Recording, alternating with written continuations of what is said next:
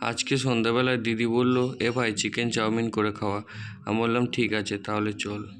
আমি একদিকে লবণ আর হালকা সাদা তেল দিয়ে চাউমিন সেদ্ধ চাপিয়ে দিলাম। চাউমিন সিদ্ধ হতে হতে দিদিকে বলে রাখলাম যে তুই গাজর, পেঁয়াজ, ক্যাপসিকাম, অন্যান্য ভেজিটেবলগুলো কেটে রাখ।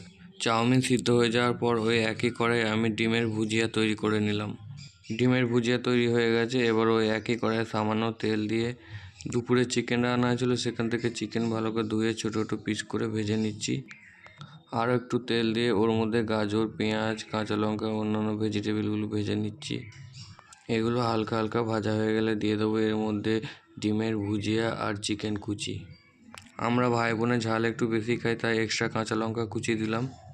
এবার এতে হালকা হালকা করে চাউমিন দেবো আর নেড়ে নেব।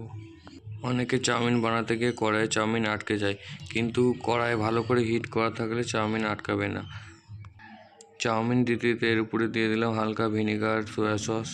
মিডিয়াম আঁচে অনেকক্ষণ নাড়াচাড়া করতে করতে রেডি হয়ে গেলো চিকেন মিক্স চাউমিন। বেঁচে গেল রেস্টুরেন্টের 120 টাকা।